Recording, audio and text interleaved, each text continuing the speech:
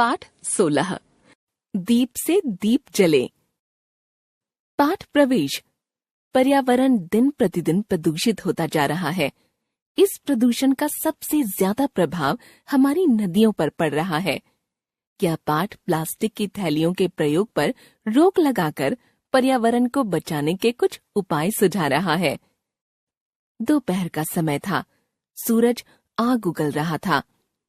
एक मकान का दरवाजा खुला हुआ था और वहां खड़ी एक महिला पोस्टमैन से मनी ऑर्डर या रजिस्ट्री ले रही थी। सौम्या ने अपने कदम तेज किए और महिला के पास जाकर बोला, सुनिए आंटी, आपके यहाँ। भौहों पर बल डालकर वह महिला तेज आवाज में बोली, नहीं नहीं, हमें कुछ नहीं चाहिए, हम लोग बाजार से ही सारा सामान खरीदते हैं।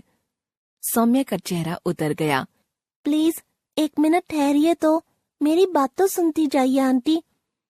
आपके यहाँ 1 गिलास पीने का पानी मिल सकेगा? उसने कुछ झिझकते हुए पर झटपट अपनी बात कह दी। जरूर मिलेगा, 1 मिनट ठहरो। कहते हुए रमा घर के अंदर चली गई। 1 गिलास पानी लाकर उसने सौम्या को थमा दिया। जितनी देर वह पानी पीता रहा, वह गौर से उसे देखती रही। पानी पीकर धन्यवाद देते हुए सौम्या ने गिलास लौटा दिया। जमीन पर रखा अपना बैग उठाकर वह चलने लगा तो रमा बोली, जरा ठहरो। सौम्या रुक गया। कौन सा सामान बेचते हो तुम? रमा ने पूछा। जी कुछ नहीं। रमा चौंकी। तो फिर मुझे क्यों रोक रहे थे? सिर्फ पानी मांगने के लिए?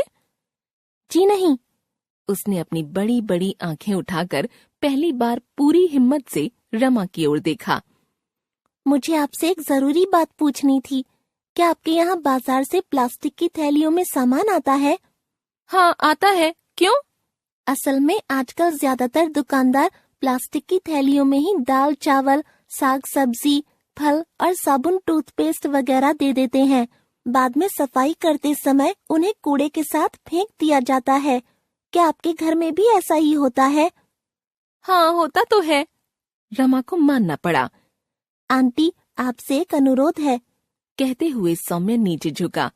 उसने जमीन पर रखे अपने भारी भरकम बैग के भीतर से कपड़े का एक झोला निकाला और आगे बढ़ा दिया। प्लीज बुरा न मानिएगा, आप आगे से अपने घर का रोजमर्रा का सामान इसमें रख कर लाया कीजिए। क्यों? रमा चौंक उठी। आंटी, हमारे मोहल्ले में 3-4 दिन पहले एक गाय मरी हुई पाई गई थी। आप जानती हैं गाय क्यों मरी थी? नहीं तो। रमा हड़बड़ा गई। सौम्या के होठों पर एक उदास मुस्कान दौड़ गई। गाय इसलिए मरी क्योंकि कूड़े के ढेर पर पड़ी प्लास्टिक की थैलियों को उसने खा लिया था और वे पेट के भीतर जाकर उसकी आंतों में फंस गई थीं। यह बात कुछ लोगों द्वारा गाय के मरने का कारण जानने के लिए कराए गए पोस्टमार्टम से पता चल पाई। ओह! रमा के माथे पर पसीना झिलमिला उठा। एक बार फिर गौर से उसने उस 12-13 साल के लड़के की तरफ देखा। भोला भाला बच्चा, गोरा रंग, सुंदर नाक नक्श, चमकती आंखें। आप क्या सोचने लगी आंटी? लड़के ने टोका। कुछ नहीं। तुम्हारा नाम क्या है बेटे, और तुम किस कक्षा में पढ़ते हो? जी, मेरा नाम सौम्या है, 8वीं कक्षा में पढ़ता हूँ। जीव जंतुओं के प्रति कितनी दया है तुम्हारे मन में। बात सिर्फ जीव जंतुओं की नहीं है, सौम्या गंभीर होकर बोला। यह प्लास्टिक तो वैसे भी हमारे पर्यावरण के लिए बहुत नुकसानदेह है। आप तो जानती ही हैं कि ये प्लास्टिक की थैलियाँ। रमा सोचने लगी कि इतनी बड़ी और समझदार होकर भी जिस बात की गंभीरता उसने आज तक नहीं समझी, उसे इतने छोटे से बच्चे ने कैसे समझ लिया। सचमुच कितनी नुकसानदेह हैं ये प्लास्टिक की थैलियाँ। न तो ये जलाने से जलती हैं और न सालों साल पड़ी रहने पर गलती हैं।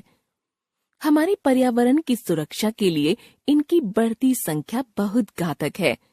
जमीन का उपजाऊपन नष्ट करके ये उसे बंजर बना देंगी। जलाने पर इनसे निकलने वाला विषैला धुआं हमारे वायुमंडल को जहरीला बना देगा। नदी नाले में जाकर ये पानी का बहाव रोकती हैं।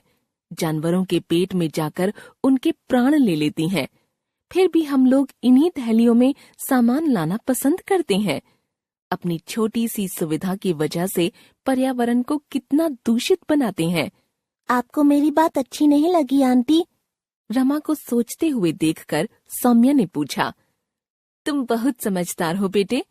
तुम्हारे कपड़े के इस झोले में ही मैं आज से सारा सामान लाया करूंगी। रमा ने हाथ बढ़ाकर झोला थाम लिया। धन्यवाद आंटी। सौम्य प्रसन्न हो गया। तुम्हारे बैग में इतने सारे झोले कहाँ से आ गए? रमा ने कोमल आवाज में पूछा। बताऊं आंटी? सौम्य मुस्कुराया। माँ के पास कपड़ों का ढेर था। उनके बदले वे कोई बर्तन लेना चाहती थीं।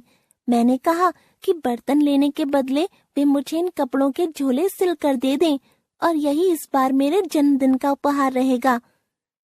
ऐसा अनोखा उपहार तुम ही मांग सकते थे बेटे। रमा रीझ गई। मैंने संकल्प किया है कि इन झोलों को मैं ज्यादा से ज्यादा घरों में पहुंचाऊंगा। प्लास्टिक की थैलियां खाकर अब कोई गाय नहीं मरनी चाहिए, है ना आंटी? सौम्य गंभीर होकर बोला। हाँ बेटे, विश्व को ऐसे ही समझदार बच्चों की आज जरूरत है। रमा विभोर हो उठी। अपनी तारीफ सुनकर सौम्य शर्मा गया। लेकिन इतनी कड़ी धूप में घर से मत निकला करो बेटे, कहीं बीमार पड़ गए तो परेशानी हो जाएगी। रमा ने प्यार से समझाया। मजबूरी है आंटी। सुबह मैं स्कूल जाता हूँ, शाम को होमवर्क करता हूँ, दोपहर का यही समय मेरे पास फालतू रहता है। चिंता करने की जरूरत नहीं। तुमने एक दीप जला दिया है, अब इस दीप से और सैकड़ों दीप जलाने की जिम्मेदारी हम सभी की है। रमा ने कहा। जी कैसे? सौम्य कुछ समझा नहीं। पुराने कपड़ों का ढेर मेरे यहाँ भी है। मैं उनसे झोले तैयार करके अपनी कॉलोनी के घरों में पहुँचाऊंगी।